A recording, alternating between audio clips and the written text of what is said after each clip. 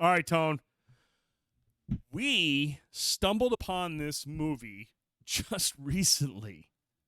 As in today for me, last night for you. Yeah. This is available now on Shudder. Late Night with the Devil. Directed and written by the Cairnes Brothers. Colin Cairns and Cameron Cairns. And it's starring, I'm going to butcher this last name, David Dastmalchian, Ian Bliss, Laura Gordon, and Ingrid Torelli. And the only reason I seen a trailer for this a while back, I saw a little bit of buzz. I think it was last week on X. Somebody was talking about it. But Tom was at home, and his better half was like, hey, these people in this A24 chat won't shut the fuck up about this movie, Late Night with the Devil. And I was like, wait a minute. I've seen the trailer for that. And so you guys watched it, and then you messaged me last night, and you were like, dude, Yeah. this movie's fucking dope. I was like, really? And I mean, I like David Dastmalchian. He's been a great character actor. We've seen him in smaller roles, Dark Knight. What was the other one that you saw? Ant-Man. Ant-Man. It's like, okay, man, I know what this guy can do. He's a good character actor. Is he a good leading man? Can he carry a film? So we watched the movie. Basically, it's a tale of this late night host back in the 70s where late night TV was still kind of like taken out. There was Johnny Carson, and then there was everyone else. Right. But it was just kind of like this way to take a break from what was going on. And it's funny, man, because when this movie started, I was like, man, I'm seeing the parallels between then and now. I see the connection and, like, you know, the uncertainty of the world and a lot of, like, there's a lot of, like, anger out there, and there's a lot of just, like, it's a rough world right now. Yep. And people turn to late night for that escapism. Yeah. To have a good time, have a laugh. And that's where Johnny Carson flourished. Mm-hmm. But then Late Night with the Devil comes out and explores this guy who's a talk show host, who's trailing in the ratings, but he loves what he's doing. And you kind of get a little bit of a look into, his rise to fame-ish. But you also see some of his inner workings, the people he consorts with. The dark side of Hollywood. Dark side of Hollywood, the Illuminati or whatever you want to call it. Yeah. But then the whole movie plays out like a found footage version of an episode of a late night talk show. The angles, the camera work, everything. You're watching a talk show. Mm-hmm. You're not watching a movie. It feels like you're watching a talk show. But you get kind of like that documentary vibe too when it goes between takes. Because that's how live TV works. They record it, and they say we got to take a break with our sponsors, and then they come back and record more. So you're getting the information, you're getting the stuff going on behind the scenes with the taste to kind of add some more to it. The viewpoint of it and the presentation was phenomenal. Absolutely agree 100%. But Tone, this movie is fucking nuts. Yeah, it's a horror film, but it's a highly effective horror film that doesn't rely on just about any jump scares. No. It's in the trailer. If you watch the most recent trailer, it compares it to the Rosemary's Baby, which I thought at first I was like, what? And then I thought after I watched it, I was like, it's apt, because Rosemary's Baby wasn't about jump scares. It was a slow building dread. Mm-hmm. Something fucking weird is going on, but I don't know what it is. Something is off. And it's not like right in front of your face. It's not. It's very like, subtle. Yeah, and it like the subtleties keep building. Yes, and anomalies keep happening. Things keep happening. You're like, this is really, something's going on. Right, and then like something will like kind of almost like take your mind off it for a moment. Yep. And then distracts you back. a little bit. Yeah, and then it's back, and you're like, what the fuck? And then just like Rosemary's Baby, when you get to the end, you just go, you go. You're jumping off the cliff, and you're like, holy shit. Yeah. This is real. Dude, we'll talk about that in a second. But Tone, like, this movie, dude, it's 90 minutes, and it's one of the most, like, engaging hooks in me right away from start to finish horror films I've seen in a while, and not one fucking necessary jump scare. Let me know your thoughts, but share your thoughts. Late Night with the Devil. I grew up very, very avid watcher of late night TV. I was a big Conan O'Brien fan, still a big Conan O'Brien fan, but also I started out with Johnny Carson, things of that nature as well, the Tonight Show as well too. For whatever reason, that was something my old man used to watch. I was even as a kid, I was a night owl, right? Yeah. So late night TV was always just something I kind of gravitated towards. Going into this initially, I'm like, how is this gonna feel? Like, where's the hook gonna be? Because, like I was telling Britt, even when you're a late night show host, I mean, you stop and think about this for a second too. Think of how many successful late night show hosts we've had since the 80s. And think about how many duds we've had. Right. It's hard. Yeah. Like, even Carson Daly couldn't hack it for a long time. I mean, Seth Meyers is meh, but Chevy Chase. yeah, you know what I mean? But like, you've got Carson, you've got Conan O'Brien, you've got Letterman, you've got Jay Leno, Yep. and you've got now like Jimmy Fallon, you know, and Jimmy Kimmel. There's not a lot outside of that. Man. Yeah, yeah. Craig Ferguson's another good one too. That very underrated. Craig Ferguson had a great show. You know, there's not a lot. So to be in that role, you have to be the guy or the gal that can pull that off. Yes. And that was the first thing I was looking for in this. I'm like, we know David from a lot of small roles. Yep. You got to go into this thinking you're literally watch Arsenio. Yes, there's another great one too. I watched a lot of Arsenio Hall actually. Awesome, I grew up on Fox 66, and that was Arsenio's. so and everything, yeah, man. Yeah, watched a lot of Arsenio. In Living Color, everything was God, on it Fox, had everything man. great on there. Martin Lawrence, all of it. Yep. So I'm already thinking, okay, we've seen David and stuff. Can he fill this role? Can he be the leading man? Can he be a leading man? But can he be a late night show host? Believable late night show Exactly. host. And man, I'm telling you what, as somebody who's watched these all my life, like there was a point, I think a half-hour mark, I was like, he's really killing it in this role. Like, I'm surprised because he's never really had anything this big, and he takes on a task like this. I mean, that's pretty fucking heavy in my opinion. It's like, it's one thing to act in a movie and just act your role, but to like when it comes to a late night talk show host, you have to adapt on the fly all the time. You have to adjust. You have to be aware, be ready for the unpredictable. Exactly. And so you're kind of like on edge. Yeah, and you have to be like, if you're gonna be even an actor doing that, you have to make it believable that you are that person. Yeah. And he pulls that off. And he's incredible. And that's the first thing with about this movie that I got to talk about. And there it is. I mean, he was awesome in it. But the rest of the cast he's with us too, which is a small cast. Clearly, it's a night show, right? Yep. Is all very believable. Like you're very like just in what's the word I'm looking for? Tuned in with it, as goofy as that sounds. Like even the late night musician leader, Gus, like everybody he knew how to play Gus. Everybody has a guy or a gal that's like Ed that, McMahon, right? Who was that guy on Conan? Andy Richter. You know what I mean? Like sidekick. Yeah, you got your sidekick or whatever, and everybody, the actors, the people that are on here, the things that they're talking about, fantastic job with it.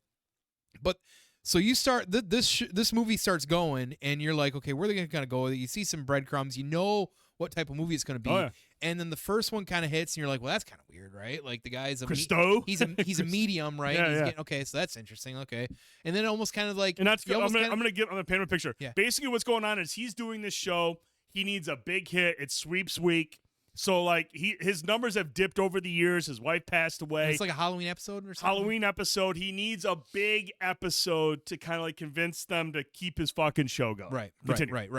So because you're getting bits and pieces of like the reality and that part of it as well too. He's got this all-star group of people. Right. So he's got a medium or a psychic goofy guy that comes out, does his thing. There's some weird shit happening like there. Like, well, that's kind of odd.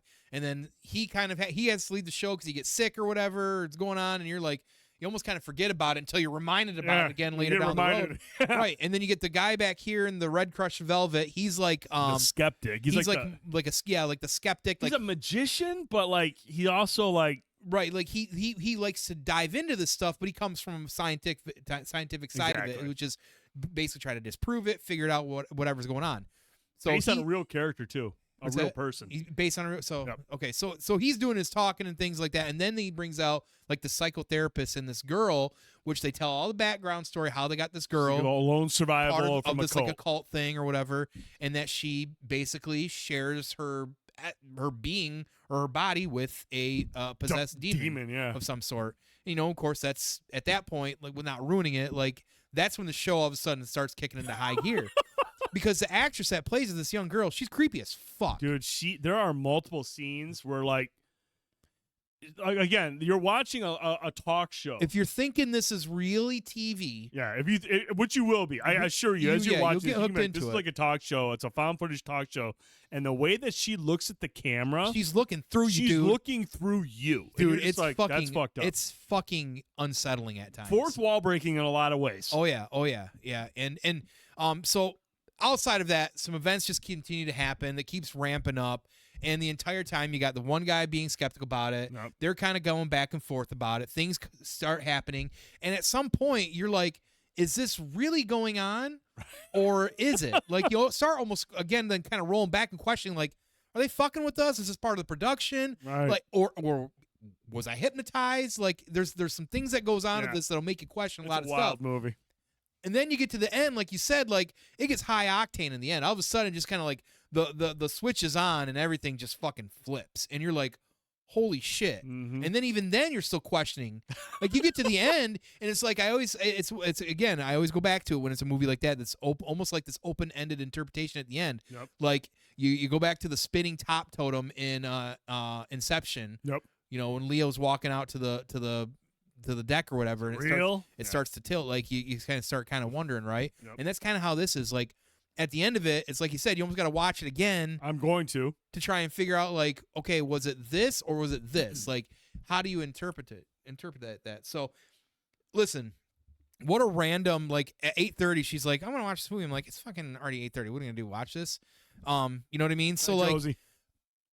She's like, it's only 93 minutes or whatever. I'm like, fuck, it's really that short? Yeah. Breezy, right? And it's like basically a long episode of a late night show. Yeah, man. And it fucking like in 93 minutes, it just tells this awesome story, start to finish, makes you question things. It's not like over the top like you think it could be. Nope. I'm telling you, for a movie that came out of nowhere like this is one of the coolest like movies I've seen in a minute. That was really awesome. And I mean, like we mentioned, like the ending, I feel like is going to be the point of contention for a lot of people because, you know, you get this build up and you got this thing going on, and like you're pretty sure you know what's going on. After a while, you start putting pieces together, like, okay, man, I kind of get what's happening here. But then you get to the ending, and it's super ambiguous. I feel like there's a lot there where you're like, man. You'll understand if you watch this when the ending hits. At first, I guarantee you, most people are gonna be like, "Man, what the fuck just happened?" Mm-hmm. But then, if you just step back for a sec, think about the events that led moments. Oh, where'd we go? Are we still live? It looks like your camera just shut down. Did my camera shut off? It did. Yeah, the lens flipped. Can y'all hear us? Hi. Hang on a sec. I don't know what just happened. Hang on, y'all. Yeah. It's dark. It is. It's really dark. I don't know if you guys have been keeping up with Shogun. I know we're gonna talk about it here in a couple weeks. Dude's a little bit behind on it yet, but I can't wait to talk about the season finale yesterday. It definitely that was really weird timing. I know when you think about what we were just talking about, the timing's really crazy. Crash, you need to bring it. No. It needs to be focused too. Crash, you need to watch this movie. You really do. Get it on Shudder as soon as you can. That's good. Yeah, that's pretty good. That'll do. Pig. That'll do, Pig. Yeah, she's right behind me. I know it was fucking whatever. But anyways, if you guys have or haven't watched Shogun, we're gonna talk about that in a couple weeks as well too, because the ending has been a little controversial for everybody for the season finale, whether it stuck the landing or not. But great season so far on that as well too. Oh no, yeah, we'll talk about Shogun next week for sure. We'll definitely talk about Shogun. But no, let us know what you thought. If you've seen Late Night with the Devil, and I'm sure probably many of you haven't, it's available right now on Shudder. You can also buy it or rent it on digital. Yeah, man, that girl is fucking creepy in this movie, y'all. But yeah, if you get a chance to watch this, let us know what you think of it. Like I said, I think this is a star-making turn for David Dastmalchian. I got to figure out how to fucking pronounce his name. And everyone else's this is really good, but this is a star-making turn for him. It shows that he's a very capable lead actor. Great job by the Cairnes Brothers, not only directing it, but writing it. This is a very just out there flick. And again, it's an effective horror film that doesn't rely on fucking jump scares and all that bullshit. Yeah, it's a very unique way to tell that type of story. I'm very impressed. And like, horror movies and shit with like me, especially possession shit. Yeah. It's a hard sell for me, right? This, however, Man, I got to tell you. Yeah, somebody made the joke on Letterboxd that it's the longest episode of Eric Andre they've ever watched. That's probably the funniest thing I've heard in a while. That's actually really funny. That's fucking great. But no, if you like movies, if you like horror films like Rosemary's Baby or things of that is just more eerie and just like makes it's unnerving and it's uncomfortable, this is a really, really good flick. Like the back of a Volkswagen? Like a back of a Volkswagen, just really uncomfortable. Let us know in the comments what you thought of Late Night with the Devil. I want to hear from as many of you as possible. If you get a chance to watch this, whether you're in the audience tonight, if you get a chance to watch this, come back over to YouTube. Let us know. Also, props. Everything about this show's production is amazing. You feel like you're watching a found footage version of a 70s It's talk show. awesome. Even some of the special effects and the way the lights hit the cameras, it has that certain blur. It's just a really, really accurate depiction of 70s It talk looks shows. like a fucking Burger King fucking lobby, and there's cigarette and ashtrays out there. You know what I mean? He's smoking on set. Yeah, dude. It is gnarly. It's a really good flick. I want to get Give you me a guys your whopper. thoughts. Let us know in the comments below.